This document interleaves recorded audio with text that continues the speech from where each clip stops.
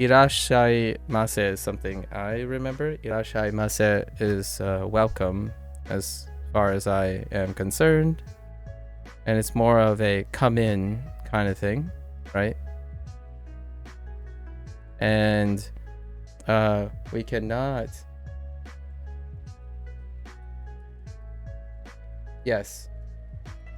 Again, Turnus, you probably miss what I'm trying to illustrate here. I am learning actively without knowing grammar particles. So instead of giving me the information, I will learn the information in that, right? But I am aware that I notice these patterns already because unlike most people who keep saying that I look at the Doromaji, I'm looking at both the Romaji and the Hirakana / the Katakana with the grammar. So I got another comment yesterday who someone watched day two without actually, if I had to take a guess, this person only watched like 30 seconds and assumed they know everything I would do in Duolingo, obviously. So they gave me the really big, I'm kind of getting really, I need to address this. It's not an emotional response, but more of a pragmatic response. Here's the pro tip. Turn off Romaji. Romaji is like a really classic traditional input of, hey, you must force yourself to use kana. Now, here's the thing. I understand the thing about being ones versus zeros about the thing, but as a person who is an adult and integrates very, very quickly. So instead of trying to think that you, when you see Romaji, right, on top, and then kana on bottom, or kana on top and Romaji on the bottom, and then you do this subconscious flip, right, constantly when you're recognizing things. This is 18 years and younger strategy. So what you can take advantage of is you can look at both. You can look at both at the same time and associate them. So just the reason why this is relevant is I notice these patterns, but I can't explain them. Right? But you already have to go, so that's but let's just keep this on the pause and keep on reviewing. Oh man, it's gonna be an uphill battle to talk about learning from day to day, but we'll see. Maybe after I learned all the hiragana most of like 6 months, I'm gonna give myself 6 months. There's some credibility. It's here's a helpful advice. I would say it's worth saying. It's not advice or constructive most of the time. If it is not solicited. So I think one of the biggest things about learning oftentimes when it comes to being online and all that stuff is unsolicited advice is, I would say, 80% of the time non-constructive. And in a different manner, I would say 40% of the time it's destructive. So just to really drive that home, because I'm pretty sure I'm still going to get this pro tip about uromaji being like an intermediary and then having like toxic comments on this is not Japanese kind of comment. Like, well, yeah, most certainly. I agree with you. This is not Japanese. But man, if you are leaving details that are deliberately designed to exist, that's your choice. Anyways, well, what Turnus dropped in and left a note before leaving is that I am well aware that ha is hiragana because I can write this. I literally think ha like this now. And wa is also hiragana because guess what? I can write it too, right? I can write it. I know the hira. So, but because I don't know the relationship between these two, grammar or not, it could be kitakana, and there is a very good chance there's gonna be a related kanji that kind of resembles these two. The idea is learning is discovery. So when you see patterns before explainers, this is probably my hot take right here. Video games are incredibly engaging because you can see patterns before the rules are observed. So this is what I call active learning. When you are passively learning is where I feel that most people rely on. They rely on passive information. So you're constantly thinking that passive information making a learner more and more passive. More passive would lead to active learning. That's just not the case. As much as I would love for people to constantly provide passive information, actively engaging in looking at patterns and stuff makes this a game. It makes it literally a learning process. In fact, sometimes I want to go as far as passive learning is being nice. I'm trying to be conservative by suggesting that people can learn very effectively with passive learning, but that's just not the case. It's active learning. Like being active mindfully is the act of learning. But I must acknowledge that a lot of people like to learn topics passively, which is having the information provided to them instead of using their observational skills. Anyways, so irashaimase. I only have ra, so we can do ra. Which one's ra?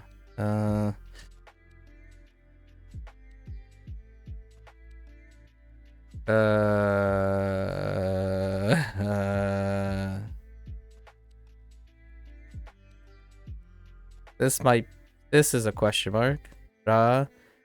I don't have what sounds like. So since I don't know the hiragana, I'm guessing it's something like sha, maybe even, or it could be like something like this.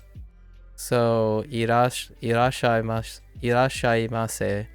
There might be like a conjunction of tsu and ha. So maybe like a ha with a tsu something like that. Irashai, and then there's another E. Ma. Say. And we got say. Right? So something like that. And to me, making attempts like this is what I mean by active learning. So this is a good example of active learning. So yes, you might be calling, some people might say that's a waste of time. You could passively learn the right way. But I am not learning how to correctly. I'm not specifically, my goal here is not to correctly learn how to spell irashaimase. I'm trying to apply everything that I know so far to understand and be immersed in Japanese.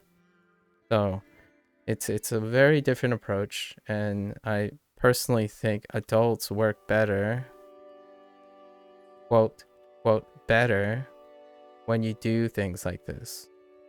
Why do adults still play video games? Sometimes. Because they're still doing discovery process. Most certainly, this will slow down comprehension. And what I mean by slow down comprehension, I mean your Japanese pace might like slow down in semantics. So certainly, if your goal is to be like right? If you want to be like just like bolting and speeding to the end of the finish line, be my guess. Is it meaningful to you? If the answer is yes, then awesome. It's meaningful for me to have a slow discovery and immersing myself in the language, not bolting to some semantic hierarchy. In fact, I won't ever achieve mastery of semantics. I mean, kanji is semantics, and plenty of people are happy with that, I suppose. They might even drive themselves to a state that they don't preferably like. All right, so with that little side note aside, I do enjoy these deep cuts. Hopefully I get a bigger one next time. In terms of words, right? We learned some words. Can we kana those words? No, I don't have K, but I do have E. Keiki. Keiki. No, that's not that's ma. Dang you. So K, E. Oh no. No. It's oh yeah, it is. K. No, it's A. K. A.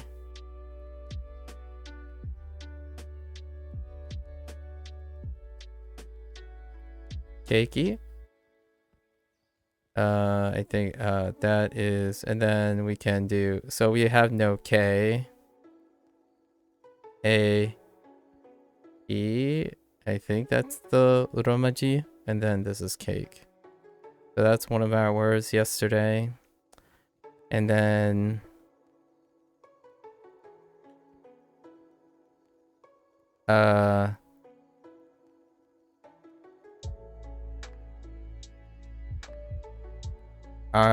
oh no, I don't remember how. Oh, like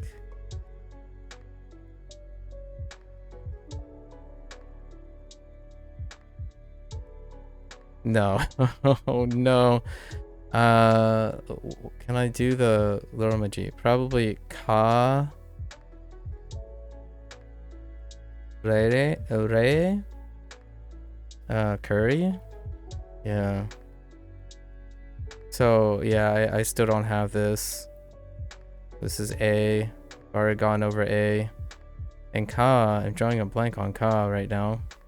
We have this kana. It'll come back to me with some context. I need to associate it with a word. Oh wait, I have a word that I can associate with. Dang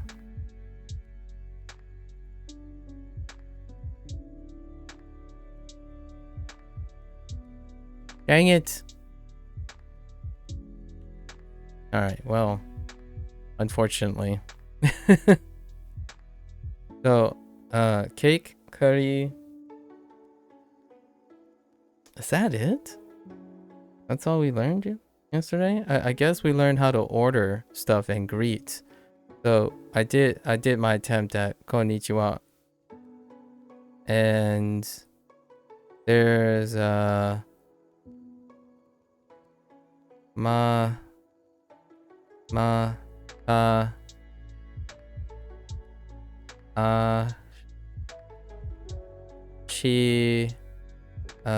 she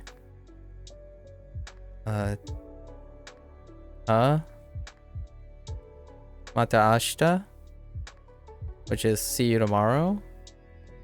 And then ja ne. Oh, we just got ne. What was the way I could relate ne? Ne. Wa ne. So wa ne. Wow.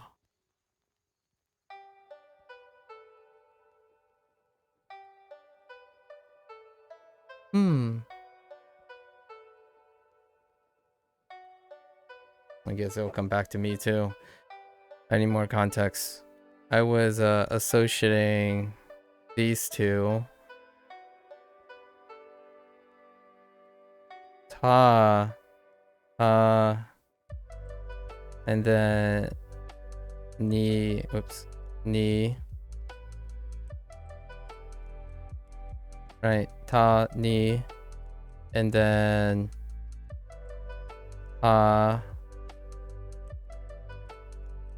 which is, then we have ha ge. Ha ge. So our four characters were ke, ni, ne, and u. Something like this. It looks like a nose, basically. Fu looks like a nose. Those are our four characters, and I guess we just have those. And then konnichiwa, mata ashita. Oh, there's no way I know. Do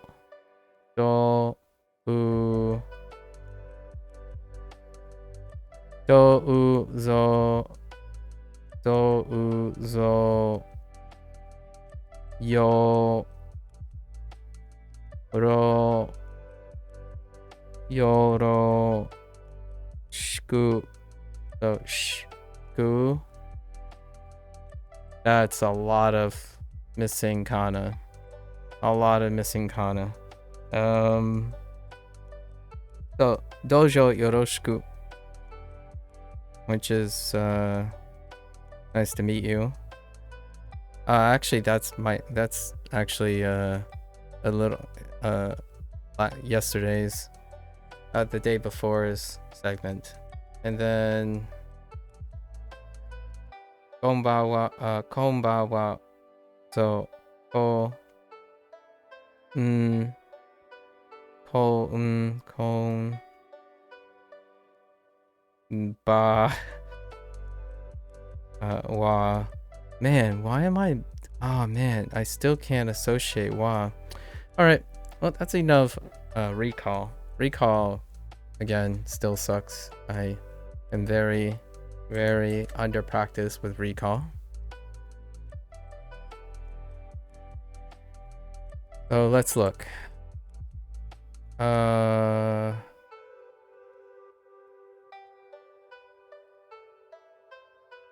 Wa. Where is wa at? Oh, wait. I did do wa earlier.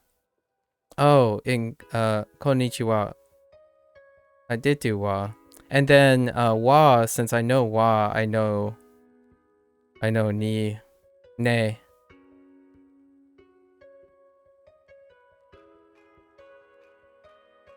Where's ne at? Yeah. This is my best attempt. Yeah. So I have associated wa with ne. So wa and ne are together. And then we already did ha and ni. And then ha and k. And then fu is just fu. Now, the reason why I'm doing this stuff is now, instead of associating ronmaji, I am associating kana. And the reason why this association is important is because when you're learning characters, especially pictorial stuff, so like for example, you don't have to use symbolism. Symbolism is something else. If you're drawing things or you're looking at images, right? When one is looking at an image. Have you ever done a spot the difference game, for example? Spot the difference game. Oftentimes, people don't necessarily practice spotting subtleties like nuances. So when you play a spot the difference game, you're looking for gross object differences. But a lot of times, the harder a spot the difference game is, you look for like these type of discrepancies. They get smaller and smaller, the discrepancy. So what happens is that a lot of times people become under practice in spotting differences. They stop observing the whole thing. Case in point, let's throw it back to the beginning. We're gonna put this in another deep digression. I think I'm gonna go in on this whole romaji and kana fiasco, in my opinion. The idea is when they are next to each other, they are no longer becoming associated. They are becoming detached. So what I mean by this is when you're an English speaker, you will see this and you won't see this.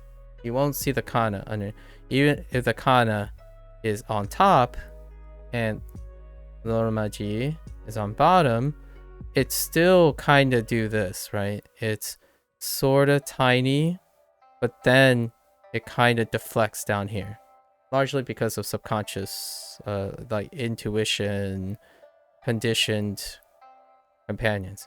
Instead of observing this and then observing this, and then you see how this is displayed, right? The kana is highlighted and then the romaji is below, dimmed. So when you look at that, it's no longer, if you're being objective about it, it should still focus on the kana and less on the romaji.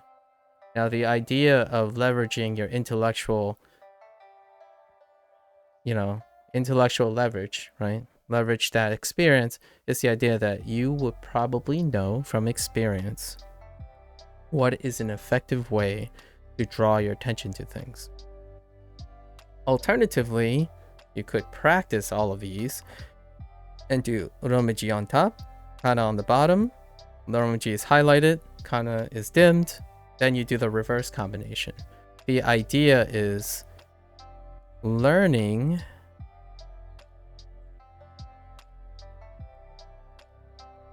about your strategies, about your learning process will reveal what works best for you. And I don't like using the word best, but in this case, this is what best, the word best is what most people resonate with because they talk about maximizing their efficiency. So in this case, what I'm doing is I'm doing both. So I can associate wa and ne like this, or I can use kana. And then I use wa and ne to get the kana, and then I use the kana to get the romaji. The idea is if you don't practice spotting the difference, you don't practice that skill. If you rely on similarities, for example, you can't spot the difference, especially as the difference, the nuance, become closer and closer. Why is this important? Because when you're thinking about drawings have abstraction. And the problem with abstraction, which is some person from yesterday threw in their whole incredibly specialized description of the association. So when we talk about drawings, right? When we talk about drawings, we talk about abstraction.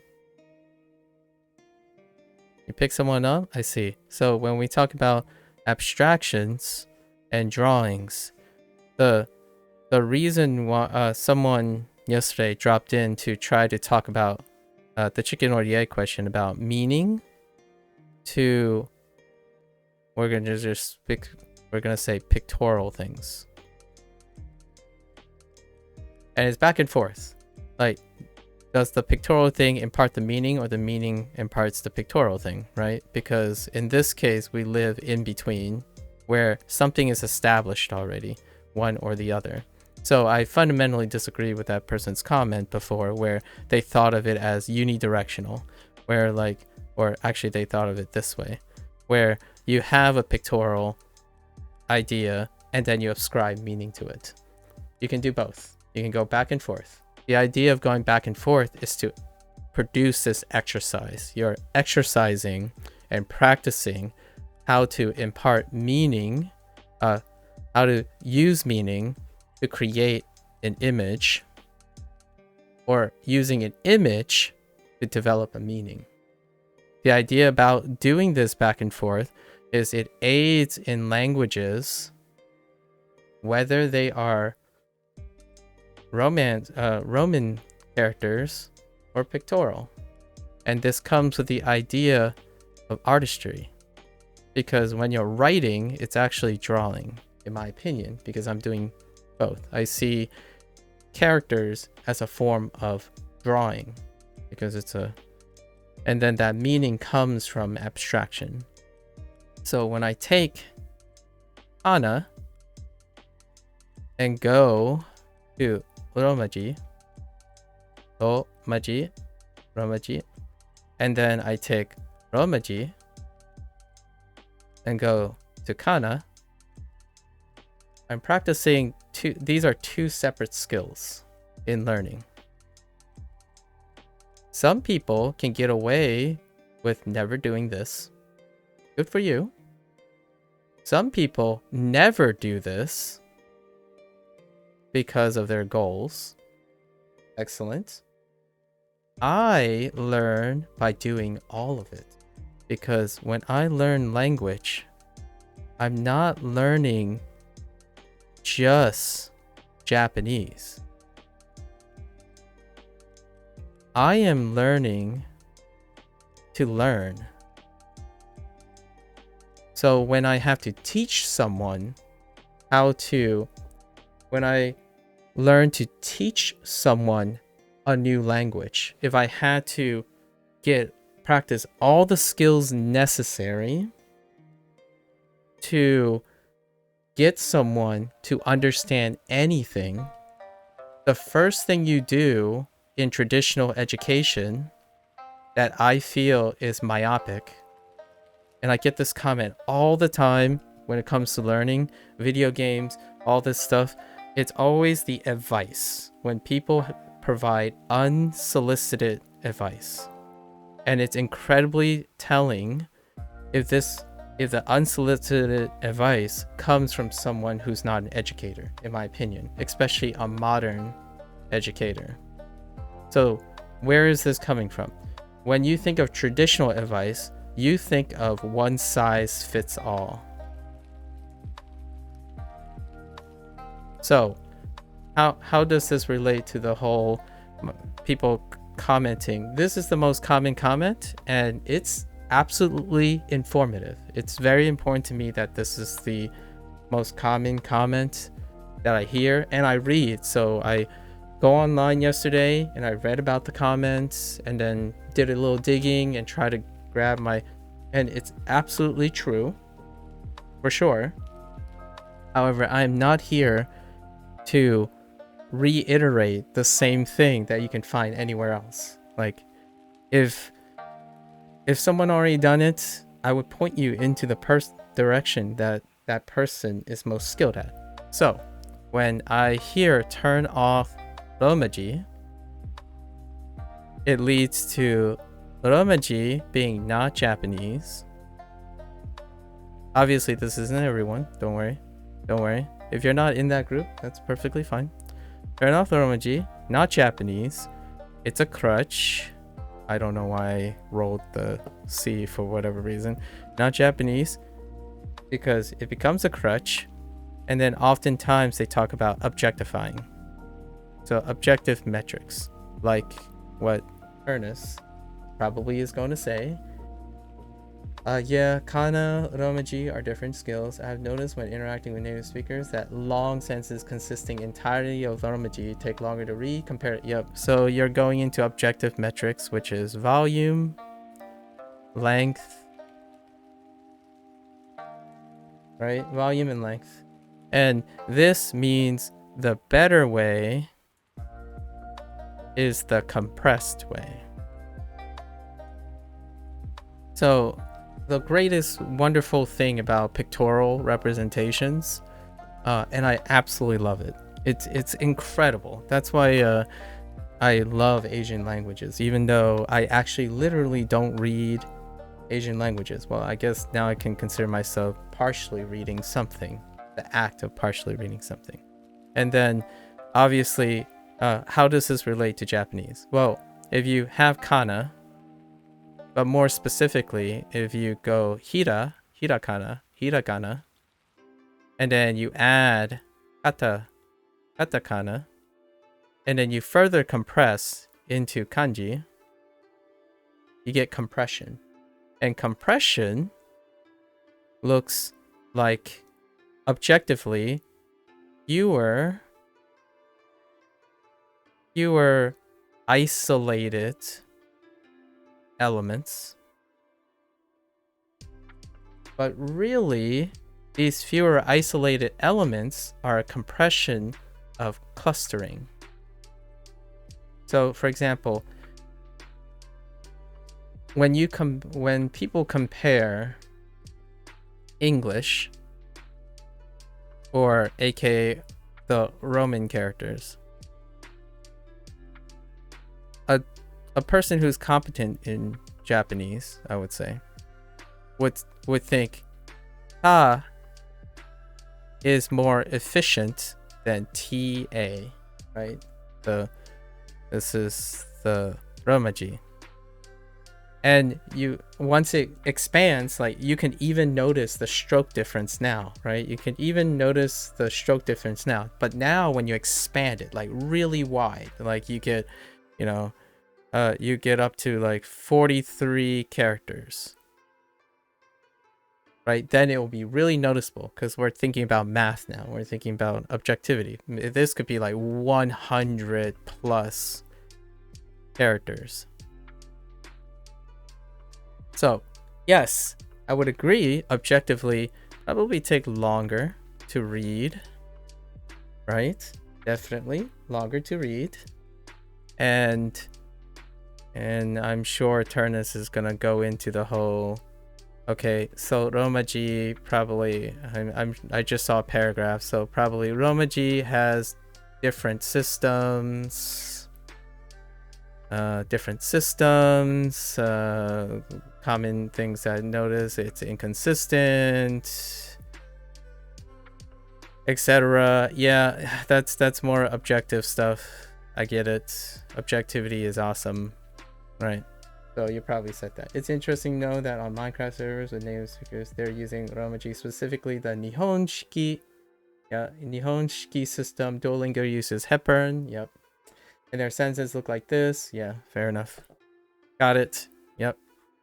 So this stuff, which I did read about yesterday, because I really wanted to get to the crux of how this relates to where I'm going, because I'm about to go to the punchline at some point. It takes me a while, because language is a process, right? And learning is a process, so it takes a really long time to explain. But I really love talking about it. So don't get me wrong. I'm not being annoyed or anything. I absolutely love this stuff. In fact, I'm probably going to learn Japanese slower and slower as we go, because learning Japanese, just as a disclaimer, learning Japanese is secondary. As much as this is going to sound really bias alert, hot take. If you learn how you learn, it doesn't matter how difficult something is objectively. It will inherently be subjectively easy, just because you will have the utmost confidence in being able to overcome the barrier of learning. So that is my goal. I love Japanese for all it's worth, but it is nowhere near my goal of showing people and enabling people on how to define and redefine and iterate on their ability to learn. So let's go back to here. This is the punchline we'll eventually get to here at some point. So let's say, yes, this is longer, biased, and you can make sentimental arguments. Japanese people don't do this. They don't like read or write or understand this. That's perfectly fine. I agree. Absolutely. So, and then you can use standards like Japanese people does this. They mix kanji with kana to further compress. That's great. So what is their objective to compressing characters? Well, you want to be faster. Express more. Now, this is very desirable. I would agree. It's incredibly desirable, right? So somehow being able to read longer things, spend longer time using different levels of connection and association became a waste of time. And now we're going to go in my punchline. My punchline.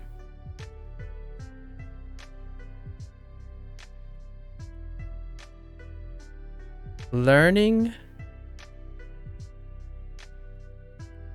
how to juggle anything is learning how well you can learn.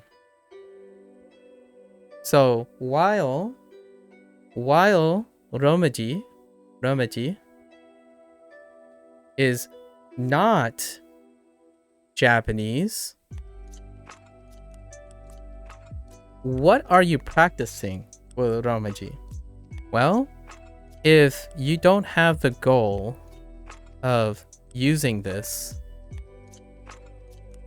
then I absolutely agree with you. It's a waste of time.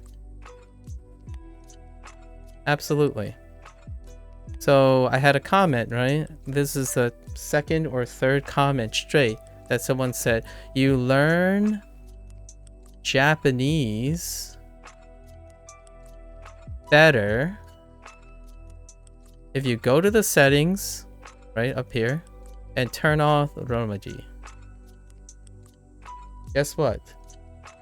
I agree with you. I agree with you 100%. But hear me out here. If you sit there and watched 40 seconds and immediately wanted to, hey Dewey, Dewey, sorry. Welcome back.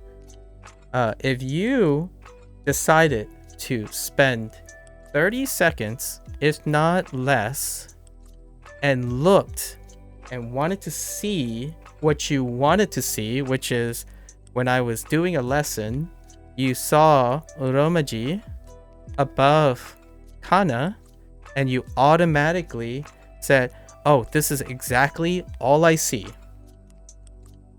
He is going to struggle with kana. Okay? So what kind of person am I thinking of? How is this person learning? So my respectful response is that I really appreciate the advice, right? It is a very traditional and common comment to individuals who want to learn Japanese. I agree with that. However, before you only focus on what you want to see, which is exactly why you're giving that advice, by the way. This person is giving that advice because they have tunnel vision. They tend to observe what they want to observe. They focus on confirmation bias. This person clearly will struggle with the transition between the Romaji to kana because they saw it. They saw what they wanted to see. That's perfectly fine, because if it's accurate, that advice will apply to most people. Well, guess what? I'm not most people, unfortunately. And it would have been very, very impressive. It doesn't hurt my feelings at all, but it would be very impressive to elevate my respect of the advice if they stayed a little bit longer and noticed that I spend nearly over half my other time associating backwards from kana to Romaji. Because I believe, in my opinion, when you do tasks, if you go in both directions, Roman to kana, there are other skills involved in learning going both directions. Not for learning Japanese better. But I'm not doing that. I'm learning how to teach. I'm learning to learn things. If someone is struggling from going from Romaji to kana, and some snobby person, respectfully snobby, entitled snobby, because they spent a lot of time mastering Japanese, and they go to this person and say, you suck. Best way is to go cold turkey. Are you teaching them something? Are you helping them understand why they are struggling with this? You are not. I guarantee you, 80 to 90% of the time, you are not helping them. So, yes, it's not an insult. I'm trying to be as respectful as possible. When someone becomes really, really skilled, right? When you become super skilled, right? As skill increases, less and less people are in this domain. So when you psychologically spend all your time here without ever practicing, like practicing making mistakes, doing back and forth, doing waste of time, you can no longer relate to these people, let alone these people, beginners in comprehension, and then intermediates, like some things here and there. And we're not talking about objective, we're talking about if they consider themselves beginners and intermediates, as opposed to thinking about how to objectively measure. So if you're here and you tell someone to turn off Romaji instead of someone who practices this, I would say try Romaji off and then turn it back on. Even this advice is far more constructive than this advice. Ask the person what they observed when they did this, and then ask them what they observed when they did this. This is what teachers do, in my opinion. And yes, I belong to this group when it comes to teaching. So other teachers might say, like, in here, I can't relate to those teachers saying, like, oh yeah, it takes too much time. Like, imagine having a classroom of kids. It's impractical to do this individual. I absolutely agree. So a lot of times I try to ground myself and say some of these approaches is unrealistic to expand to like thousands of students, because we're talking about individualized teaching methods now. You cannot so even deeper than this is when I choose to learn something, what I'm trying to teach is the proverbial, I'm teaching someone to learn and enjoy learning. Or I'm teaching myself, or constantly telling myself and providing different types of methods to encourage myself to constantly learn differently. I'm not here to optimize learning, as in like maximize the way I learn. If I don't use, what happens when I don't use Romaji? Well, I can never help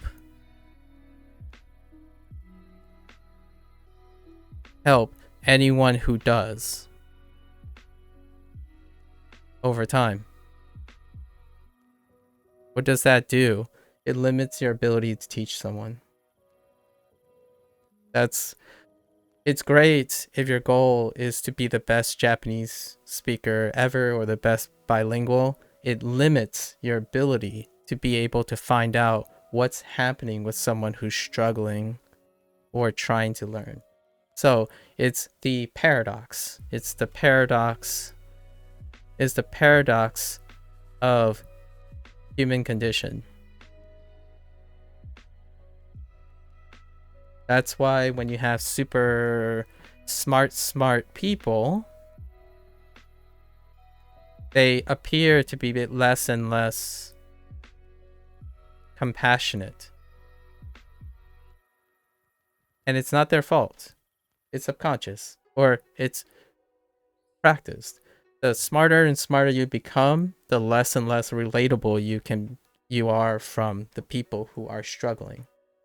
When you become a very skilled person as a professional athlete, as a native English speaker, as a native Japanese speaker, and ask them to vividly, in detail, try to describe. And this is the holy grail of teaching. If you go on YouTube, which I do love a particular YouTuber, and I will sort of shout him out, I guess, but Dogen,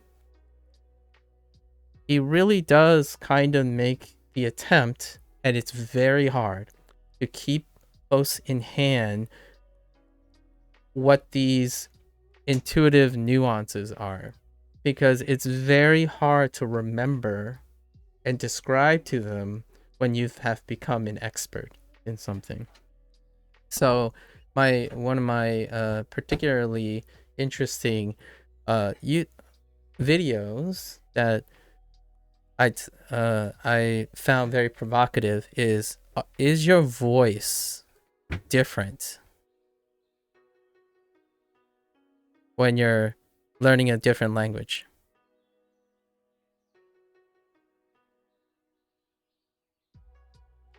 And why is this important to me? Because I think voice acting plays into this quite a bit. So, is it different? Well, actually, it is. Because we know, even though I know very little about Japanese, like the nuances, the semantics of Japanese, I know that the approach to the beats and cadence of Japanese is different. It's not equivalent to English. And when people talk about this all the time, it's in video games.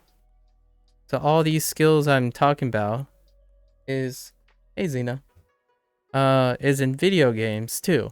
So when you listen to Japanese of a game, and then it gets dubbed over by English, and hear me out, the reverse is the same.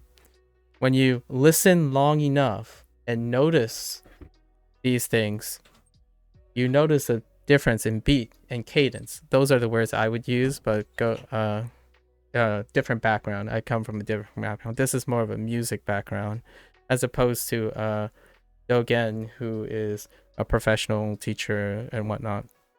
So beats and cadence. And guess what? I know nothing about Moda. Like nothing about Moda. Oh no, it's not like a palindrome, but let me illustrate beats and cadence. And it goes with voice acting too. So I played Like a Dragon. I played lots of Like a Dragon games, and they recently, like the last 4 or 5 titles, have Japanese and English audio. The restrictions about it is there's animation and timing, right? And Japanese and English cadence and beats are different. So you can think about this in a way that I've been doing this for fun. Like, for example, if I had a fluent person who is Japanese, but also English. So there's a person who is both fluent in Japanese and English, and they try to say hello. Hello, English speaker. Hello, Japanese speaker. There are very defined ways, or hello, hello, hello, hello, instead of hello, hello. So there are very distinct things you can pick up that you can take to a language, even when you're not actually using the specific language. So, for example, I'm trying to capture some of the things. So we trail a lot in English. So like, hey, how's it going? Instead of, hey, how's it going? Because, hey, how it's going, they're all similar beats. It's a very consistent beat. So when you're trying to say Japanese words like konnichiwa instead of konnichiwa. So even if you are, say, very fluent in subtext like semantics, characters, grammar, and stuff, speaking is another dimension, right? And what does romaji have to do with the nuances of kana? Well, they're different skills. Romaji is a waste of time if you're trying to understand kana, because romaji is not kana. So when you're working on kana and you're using romaji, what else can you use romaji for? Well, there are a lot of other tools for a teacher. not for someone who's learning Japanese. And I absolutely understand that most people's goal is to learn Japanese. My goal is to find out all the possibilities of making learning useful to someone. So is Romaji a waste of time, which comes up a lot? To me, absolutely no. Actually, most things are no if you can find constructive use of it. And that's like a well duh. If it is useful, then it's not you know a waste of time. So that's fair, and I keep to that. Thank you, lots of strangers who give me advice that Romaji is a waste of time. But with all due respect, I am not using Romaji to learn Japanese. I'm using Romaji to engage myself and motivate myself to practice what I call memory association. I talked about this in day 1, day 4, today's day 6. When you learn to effectively toggle associations back and forth, not just one direction. It's not always Romaji to Kana or Kana to Romaji. This type of exercise is a learning exercise. A equals B doesn't automatically translate to B equals A, because you can have A conditionally only lead to B. That's fine. That's one skill. Converting back is a different skill. Because it's context specific, right? If those people are like, nah, if you go A to B and then going from B to A is the same, right? Then what is your problem with Romaji going first and Kana going second, and then Kana going first, then going to Romaji? So you're talking in a paradox here. You're talking in circles. They're just different skills. I see different skills. I see a different tool. So before, back in the day, I used to want to be a teacher, and I thought about it as a traditional linear relationship. So like when you're learning capacity, you just go up in terms of delta T, right? Time invest, but you're always going in one direction. For teaching, well, for learning, the goal is one directional. For teaching, it's both directions.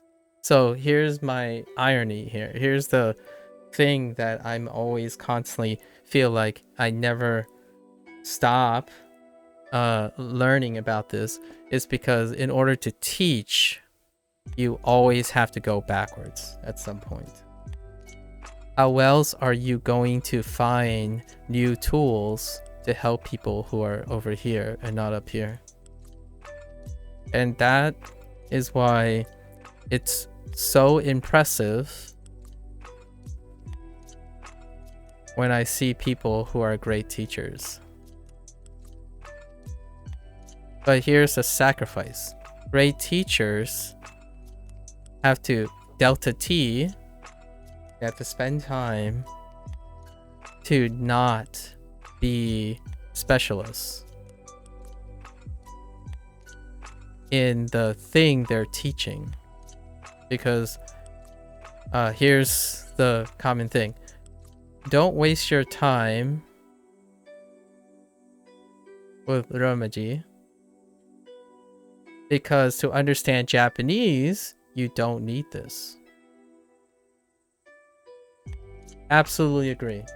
Absolutely, 100%. If it's been demonstrated that you don't need this to learn high-level Japanese, that's great. That's because you want to be an expert, or you want to be a native speaker in Japanese. And most people do want to do that. Personally, if it was possible to be a native speaker in Japanese, which takes a lot of time, lots and lots of time, you cannot waste time learning the significance of Romaji. 100%. Do not waste your time if you want to be a native Japanese speaker on Romaji. What is Duolingo's purpose? Duolingo's purpose is to teach Japanese. So when lots of native speakers start saying like, oh, this sucks, this is lacking something, well, you have to ask yourself, are you an expert of Japanese or are you teaching Japanese? And this is why that comment, that person only watched day 2, they didn't watch day 1 of my video, which I spent quite a long time talking about evaluating how Duolingo is using teaching tools. Like, what is it doing as a teaching tool? Not what is it doing to master a language, technically. It is a product of it.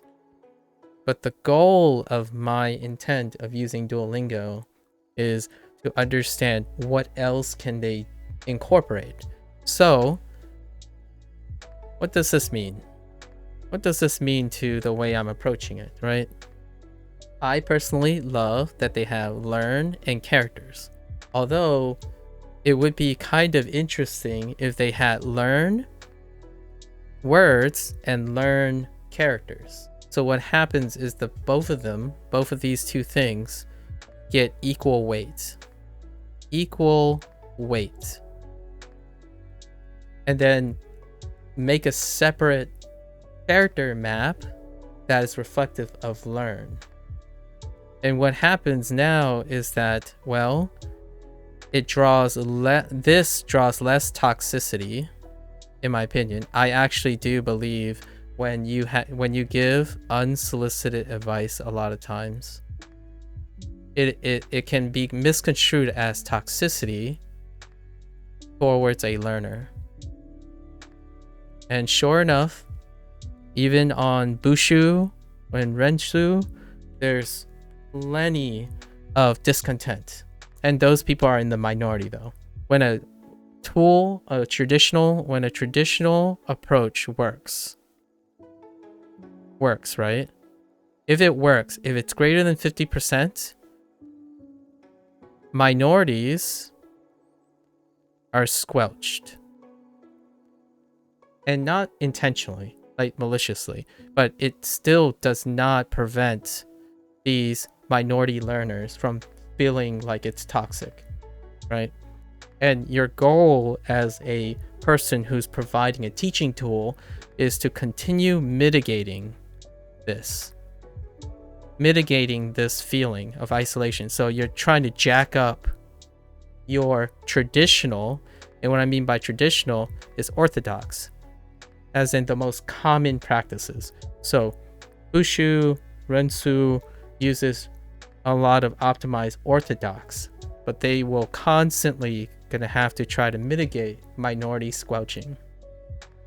And this happens when there's no equal weight in things. So for me, most people see this first, which is ironic because what is the problem?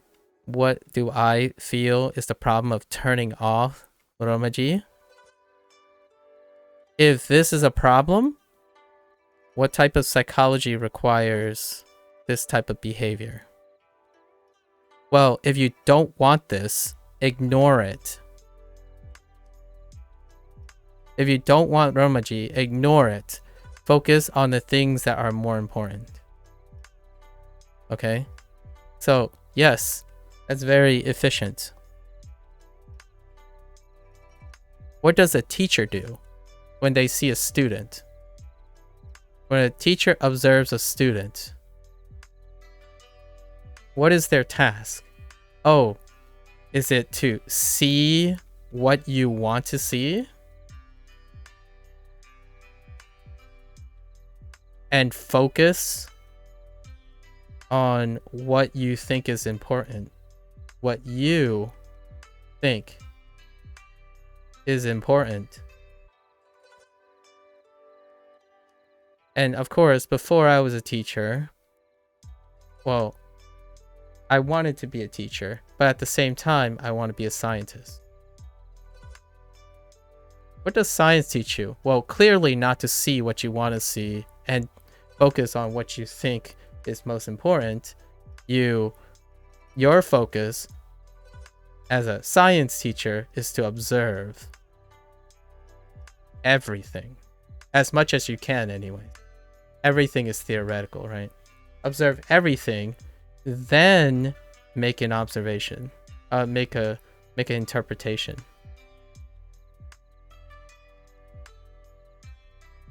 And this here, it's a luxury. This way of teaching is a luxury. You can't do this with like hundreds and thousands of kids. I absolutely understand. So my hat's off to those teachers who have to rely on traditional approaches where it basically is a one size fits all, one size fits most is my phrasing. One size fits all model. Like turn off Romaji, learn Japanese better. Absolutely fine.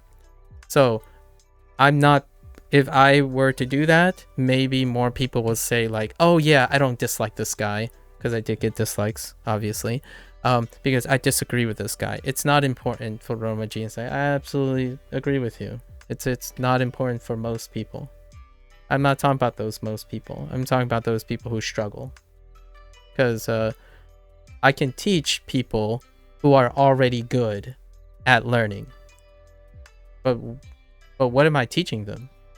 They're already good at learning. So they already know how to turn off Romaji and work to their best intent. So if turning off Romaji helps you, you already learned how you learn enough to learn Japanese. That does not benefit me at all. Like, if I were, say, if I somehow become a Japanese teacher, Japanese English teacher, right, in the future, is this important to me?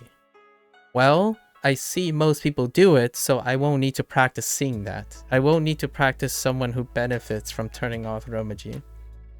You can see that all the time. It represents a bigger proportion.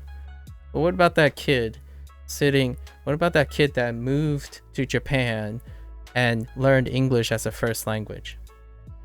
This is what Duolingo is largely tackling.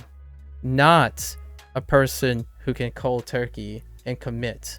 So we're not talking about someone. Duolingo has to focus on encouraging learning a new language.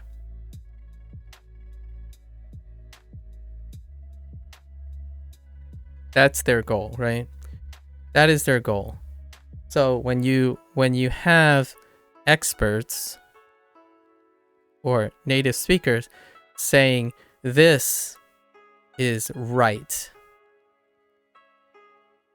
this is wrong, you will appeal to you'll appeal maybe to a majority, maybe around 50%, and then excommunicate the minority. What is beneficial to Duolingo is the answer is both. And to me, this is what makes a great teacher. So yes, I'm gonna be honest with you. You called me out. It's very obvious. Call me out. Absolutely. I'm not going to master Japanese. You got me. You definitely got me there. I am definitely going to waste time on Romaji. And this is to you. I'm going to waste time on Romaji. So before you offer unsolicited advice, at least to me, I'm not saying anyone else. I don't represent anyone else. Solicited advice. What I want to know, I welcome that stranger and all the strangers. I want you to explain to me how that helped you. Like, what are your experiences from doing that? Instead of providing unsolicited advice, explain to me your logic and your experiences.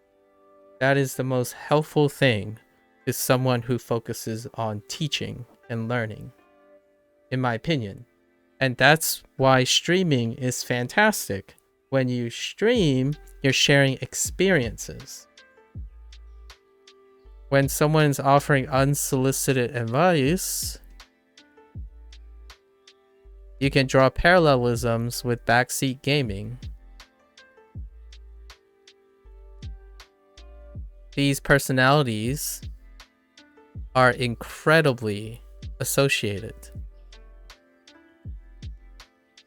Now, here's my concern about people who have a natural tendency for unsolicited advice, right? Is that they often will go through life passively learning things. What does that mean to passively learn? Well, there's this wonderful association, very strong, we'll just say very strong association that I at least personally notice and others do. Strong association is that passive learning, when age goes up, passive learning also goes up. And what is passive learning? Passive learning is getting info. And this is motivated by efficiency. So when you start something, what you ask yourself, what is the best way that I'm capable of to start something? So what happens here is being older is associated with passive learning. So what does passive learning look like? Well, language is a great example of passive learning that slows down an older person. What do kids do when they were younger? When you were younger, you were involved in active learning. And what does active learning do? You do mistakes, etc. You do things, and then you observe what happens. So yes, adults, you can make the argument, this goes into like the whole adults, like we took the Romaji thing.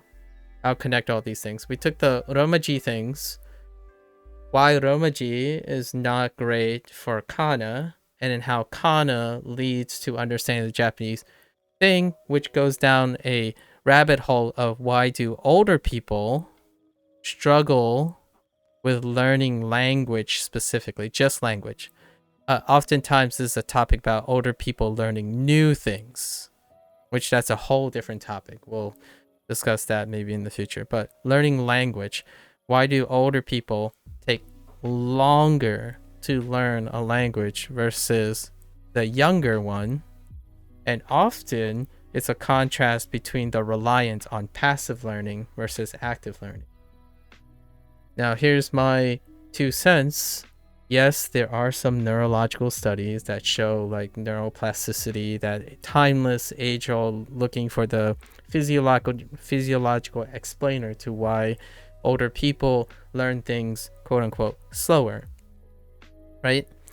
That doesn't account for behavioral changes of older people. And then some people would say objectively, like older people don't have enough time, less time, some things like that. It doesn't restrict an older person from trying to participate in active learning again. And this is what I'm doing. So an older person has XP, and this XP is broken up into passive and active learning. Your younger self has no XP, so they rely on active learning. Now, there is a duality between passive and active learning. While you're actively learning, you're obviously not doing passive stuff. When you're passively learning, you're not doing active stuff. But the thing is, an adult is made up of passive and active learning. There is some passive, slightly passive learning, right? And then together is still 100%. But this proportion is different. I usually think the older you get, the higher the passive learning becomes, and the lower the active learning becomes.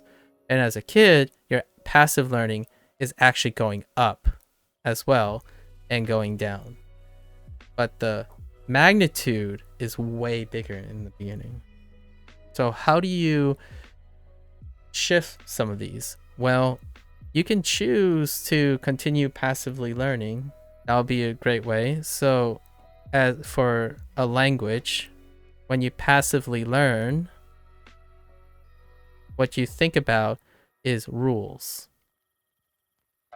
And oftentimes that relies on total recall, which is where the whole theme about how older people have a harder time remembering things and like picking things up really quickly is because total recall is reliant on your memory.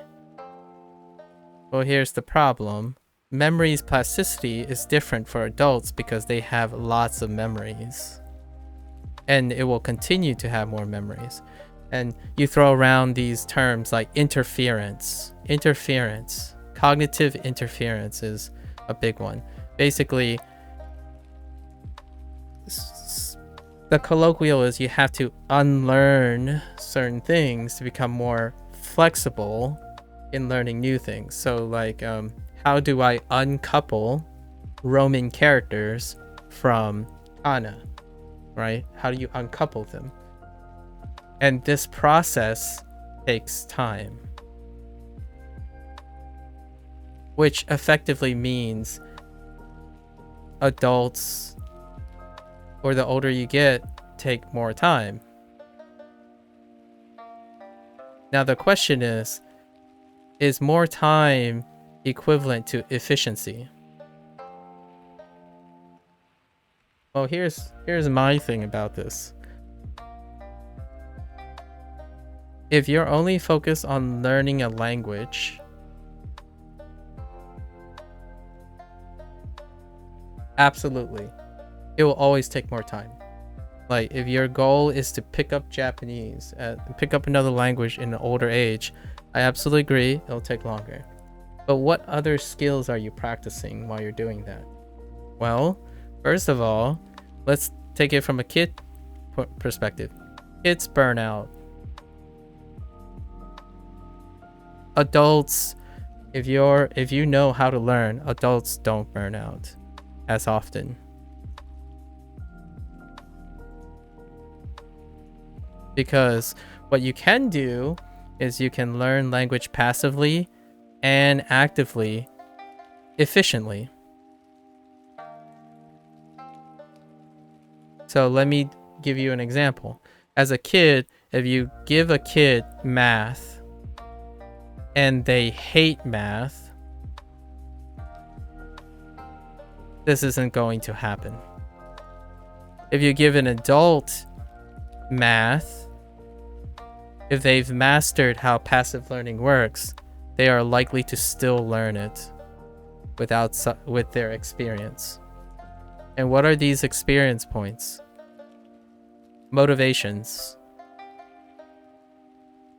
patterns, associations. So when someone says romaji is a waste of time, I see motivation.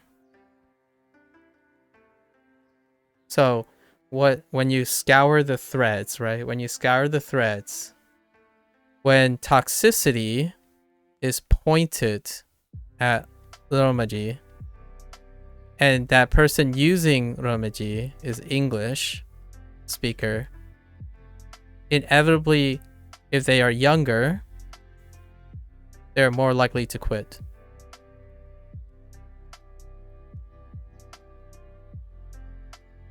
As an adult, when you get older, they're like, nah, don't care what other people think. Think about my motivations.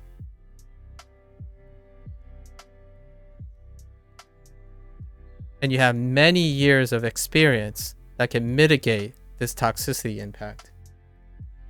Continues learning the best way they can. And best in quotations, the best way they can. And this is what teachers have to worry about. And to me, this is what Duolingo has to worry about their product. So how do you simultaneously provide motivation and motivation to the young people? So younger people actually requires more motivation. And then adults have to be engaged passively. So how do you engage an adult passively? Stories, visuals, presentation, sounds, lots of things that engages all of their experiences and association. They then become consistent. I see some of that in Duolingo, but I create most of my associations. I create most of my stories. I create my motivation to stream Duolingo. Those things are not built into Duolingo because that's probably not what their goal is, for example. Like if Duolingo integrated a streaming function for Twitch, that would be more of an adult level of passive integration for motivation. It widens their abilities, right? I choose to use Romaji because it widens my adult experience. I understand that roaming characters are associated to English. Removing that removes a tether and importance of that. It removes legacy that I'm an English speaker. That becomes less and less about sentimentalism and motivation. It becomes more and more about active learning, which are geared towards younger people. Because they don't really need motivation. They need progress. Observable, like very tangible progress. Not have developed lots of tools on what their identity is and their motivations and what's the bigger picture. All these things are not there yet. They're not there yet. So inherently, you want it to be like that to help younger people approach this thing, right? So you have daily quests, the cute little animations, things that do this for you. So younger people like these things because these things are provided. As an adult, if you want to learn just as efficiently, in my opinion, just as efficiently, not magnitude. It will take you longer, for sure. It will take you longer to learn Japanese because it's a raw, active thing. However, you don't have to only learn Japanese while you're doing it. And that's why I love learning languages. I'm not just learning Japanese. I'm learning how to teach and educate people with problems associating pictorial representation with abstraction character representation. When I can get someone to see that these are the similar while also being different, it's an exercise in learning. You get to learn what the similarities and differences are. When an expert happens, they learn very specifically the best way they can because they've cultivated it. It's the one thing that works best for them, and I appreciate that. Doesn't make you a great teacher. It makes you a great teacher for a very specific type of person. The more and more expert you become, the more and more likely you only can educate someone who's already in the same mindset. So, an hour and a half. The hot take here is thank you for your advice. This is going to be the deep digression for today. Thank you for your advice on becoming a native Japanese speaker. Tell me what your journey was like.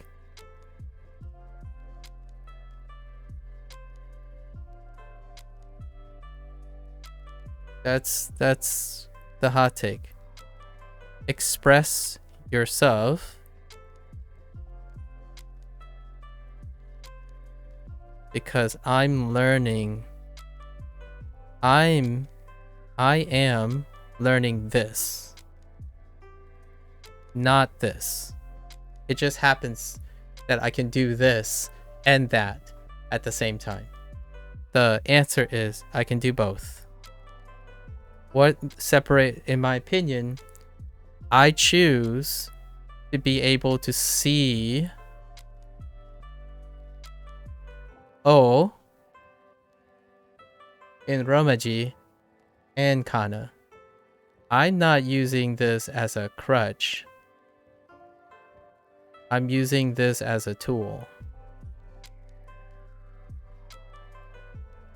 It's only a crutch if my goal is to only understand this.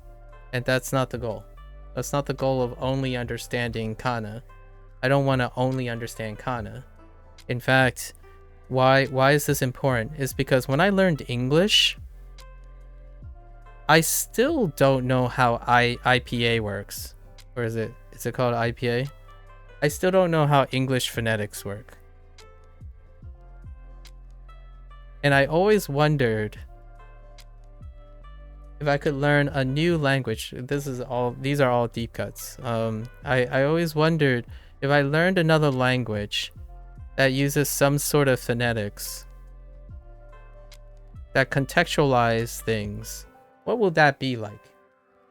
What will that be like? I don't know. Like, if I explain to a Japanese person, oh, it sounds like this, what am I going to use?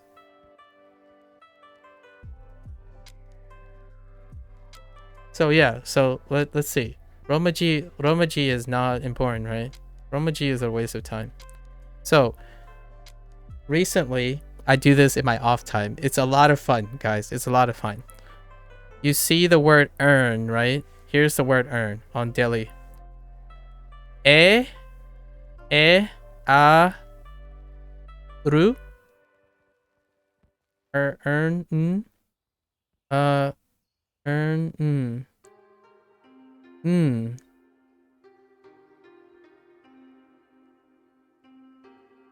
I probably put ra. Earn. Eran. That's close. That's kind of fun. Eran.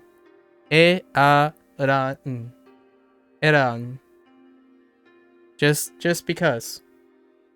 Like, hey, honestly, if you say this role enough long, like, who knows? It might make it fun to learn how to pronounce earn. Right? So, it's all these things. Like, because the Romaji is being toxically, there's toxicity against the Romaji, there's no development of the Romaji. And this leads into programming. I love talking about programming because programming involves languages too. And programming are task-oriented tool operations, right? So programming, if you remove something, that tool cannot get better.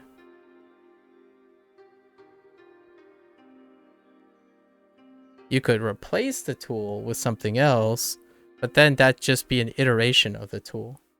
So when people say Romaji sucks, it doesn't account for, I don't know, homophones and phonemes and whatnot, is largely because if you are toxic towards something and you are making it seem useless, then it doesn't change, it doesn't improve. You don't get a tool, you don't iterate and develop a skill if you choose to ignore it.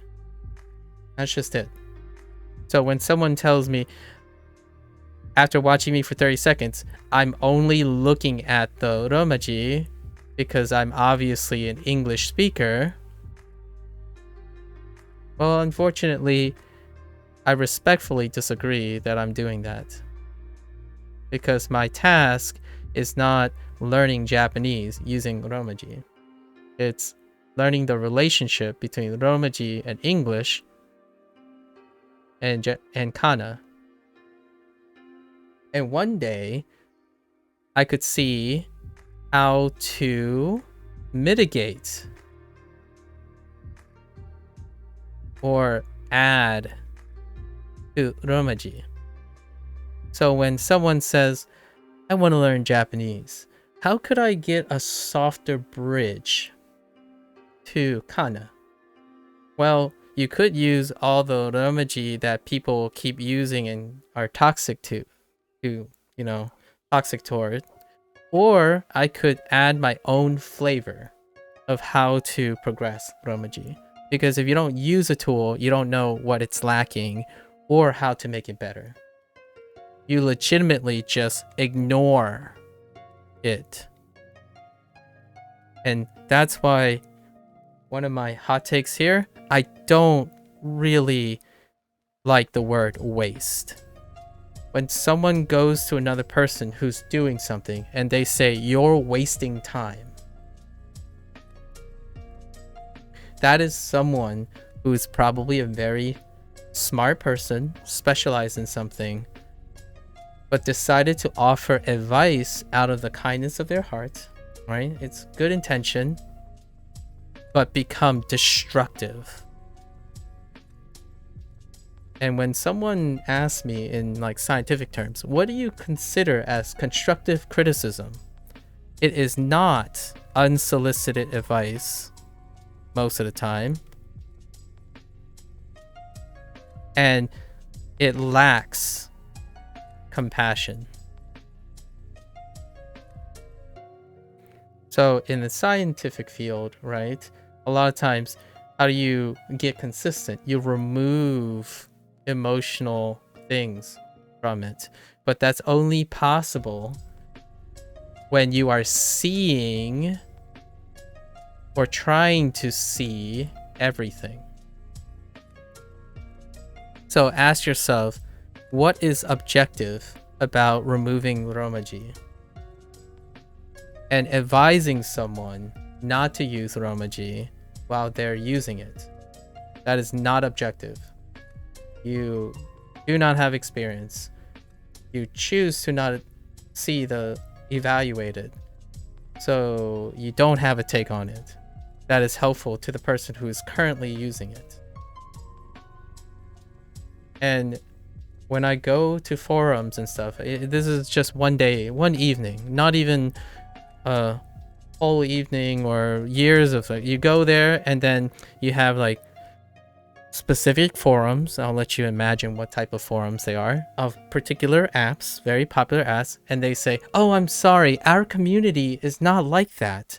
Oh, you must have hit a bad apple or something. Usually our community is not that toxic. When you don't use something and you use a method that avoids it, the human condition will let you be less sensitive to it. So when someone apologizes and then pretend like it's not there, it's because you don't use the thing. So you don't even notice it is there. So that's kind of the idea. Why do I use Romaji? Because it's part of Duolingo. I want to see everything and I want to do everything. Does it mean I'll fall into the same traps? Probably. I mean, it could happen. I don't really know.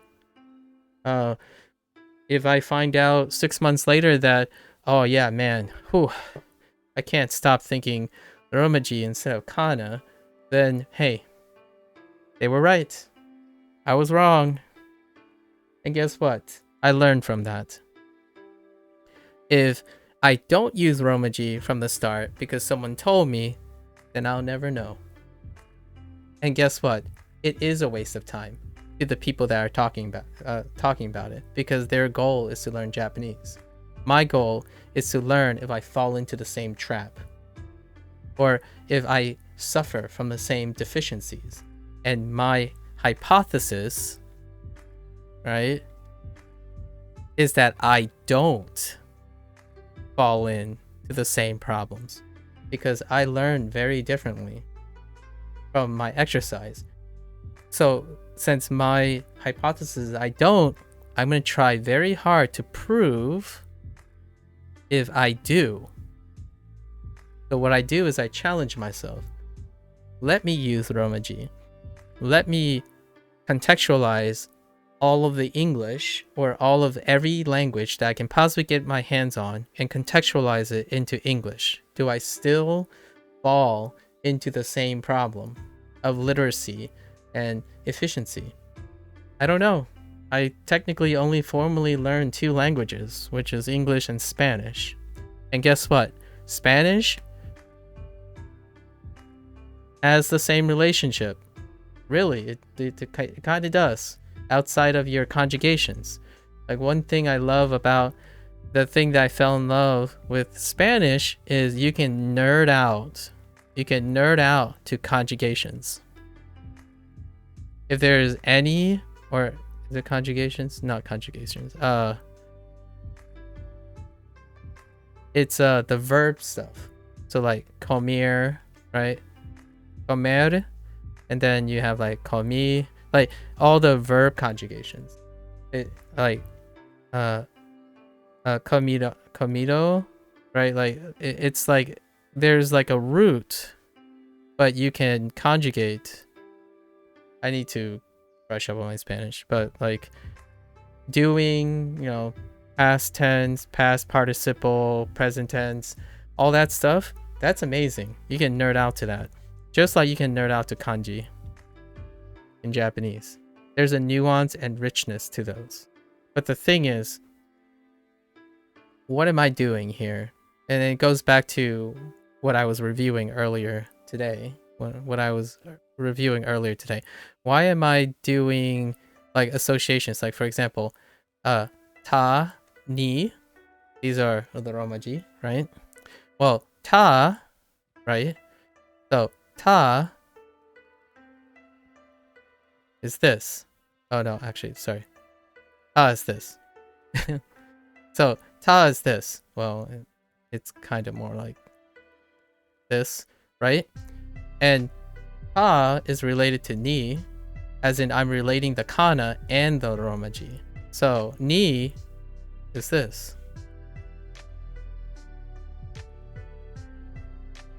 You can make this relationship and then make this relationship.